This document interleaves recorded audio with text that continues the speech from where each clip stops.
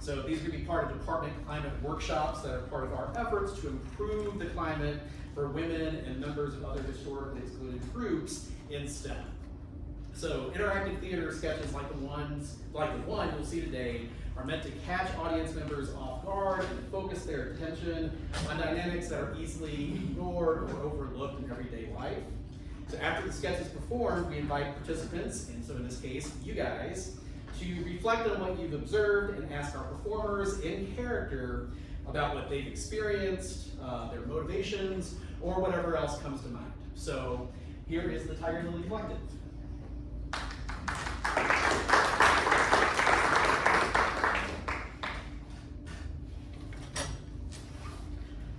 Oh, hey Molly. Hi Benita, how was your week? Oh, busy as ever. How are you? You know, going from meeting to meeting. Oh, I wish these 3 p.m. meetings started a little bit earlier. This is exactly when my kids get out of school. Have you mentioned this? Yeah, but I'm told it's the time that works best for everyone else. Well, I know I prefer to get them done earlier. You know, my mom has just started chemo now in the afternoons, and she just doesn't see why I can't take her. Yeah, I kind of don't either. By the way, I'm so sorry to hear about your mom. Thanks, Molly. You know, I'm just so tired. Let me know if I can get you anything. Good afternoon, everybody. Good afternoon. I'd like to start by welcoming our newest member of the faculty to his first faculty meeting. Hey, everybody. Here. Now you get to see what we're really like. Secondly, congratulations to our newest tenured member of the faculty, Professor Robert Kane. Thank you. Thanks. You know, it was easy, really. I just came here, I did my work, I went home, and then I drank my wine. That sounds nice. To begin, some reminders. The 14th is the last day of regular registration. The 15th to the 21st is the late registration period. There's a $100 late fee, so make sure your students register before then. The 17th is Martin Luther King Jr. Day, and the 18th is the first day of classes. Okay, next up on the agenda is actually something Bill brought to my attention. These Friday times for meetings keep him from picking up his kids from school, and as we all probably remember, that's key parent time. So how would you all feel about moving our Friday meetings to 12:45? That way we can be done in time for Bill to get that quality time with his kids. All in favor? Aye. Okay. Thank you all very much. I really appreciate that. Okay, next up, we're looking for volunteers to participate in our weekend recruiting event. We've divided the day into halves to make it easier. Who can help out?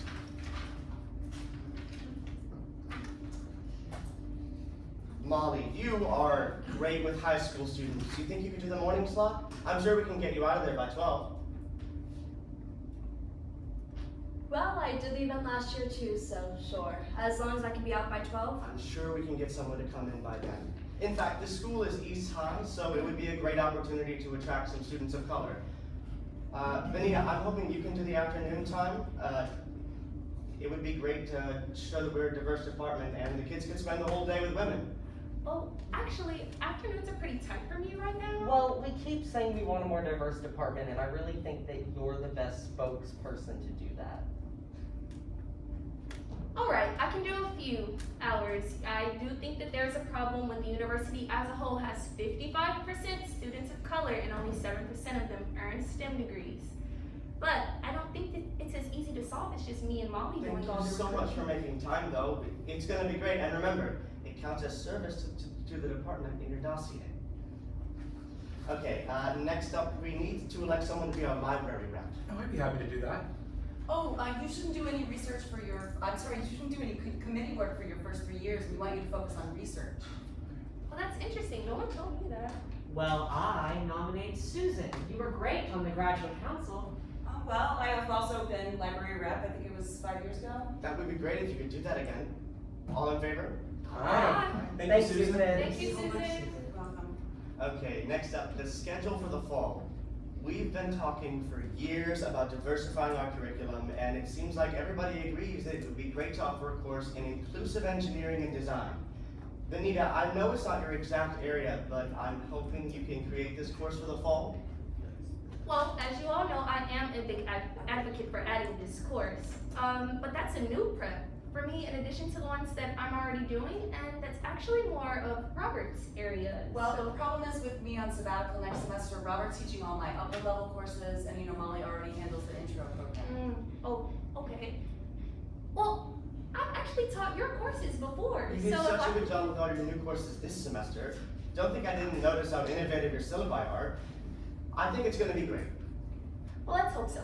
Be sure to recruit students to register though, since they'll be unfamiliar. If it doesn't make, we'll have to cancel it. It's usually a good idea to post a flyer and hold an informational meeting to try and attract some students. Okay, committee reports. Robert, anything from the faculty senate? All right. That is our scene. Thank you. So the interactive part of this workshop is just to try to explore a little bit from the inside what's going on inside the head of these various faculty members, whether you're interested in what the chair is thinking or what some of the other faculty members are thinking. Would anybody like to start us off by asking a question of one of the characters in this scene?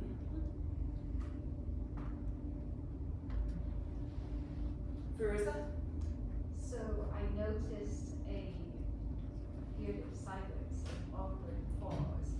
I'd like to ask, and I don't know if this is the type of questioning you were hinting at, but was it uncomfortable to not make eye contact, look away, and that period of silence, hope that someone speaks before you volunteer? Yes. Yes, for sure. But was it more uncomfortable for you than your colleagues? Me?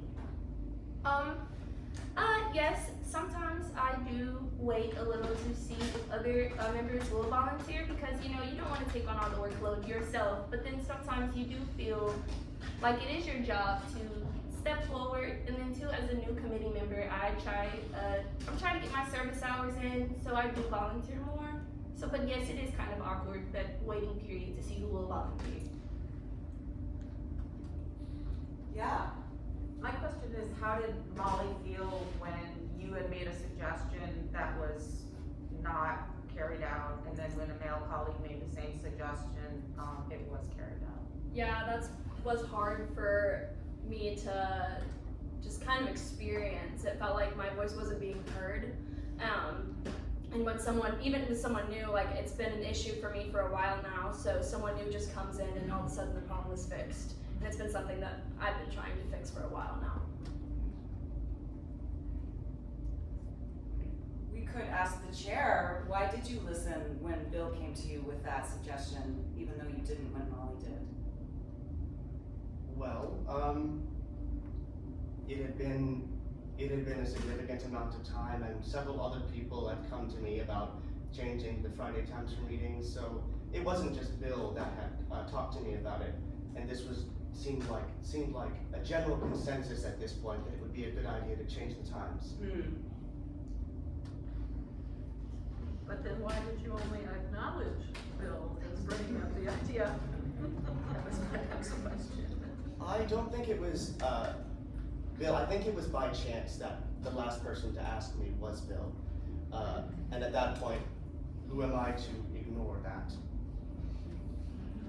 Did you consider what message it sent, who you credited with the idea?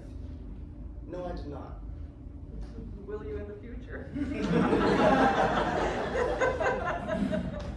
I suppose.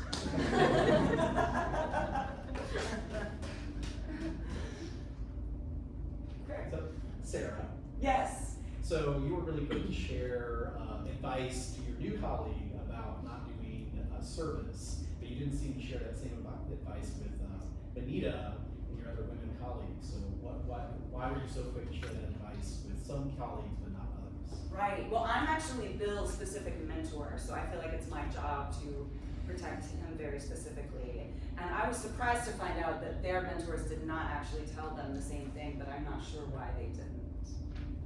I just know that I have a real interest in Bill's research, and so I'm trying to make sure that he has a carved out space for it.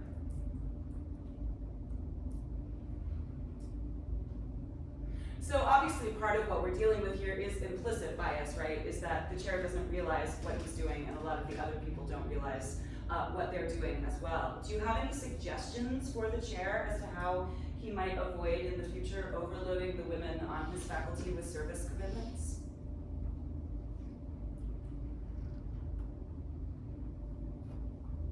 Keep his spreadsheet of all your service commitments and who's doing them. That was my exact thought too, Abby, that if there's a visual representation of it in some form, then you can really get a sense of what the balance is. Well, and Yeah. some of these aren't, like, some of these are service commitments, but some of them are like volunteer Mhm. commitments that are especially falling on Benita, you know, as the face of diversity, as it was relayed. So it seems like, you know, there's different types of accounting of service, and there's different levels of service, some of which kind of go under the radar, you know, as opposed to like a more formal assignment, like, you know, there's a lot of things that faculty have that are like just showing up for things, and there's no record keeping of those, to my knowledge. Mhm. I mean, maybe I'm sure chairs do that at some level, but like, I don't, you know, people don't see those spreadsheets of like who's actually participating over time in those kind of things. Mhm. And so it's harder to understand where, like, a woman of color, for example, is getting hit harder. Right, it's invisible, literally, yeah. Don't put untenured faculty on the spot in a public setting. That's a great idea.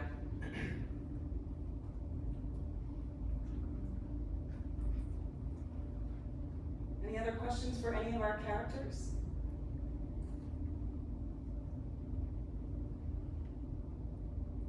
All right. Well, that is an example of what will ultimately be about an hour-long workshop that would have actually 3 sketches in it with other interactive components. One of the sketches also might be where we do a scenario like this, and then we go back and we actually do it correctly, and we demonstrate a better way to handle the situation.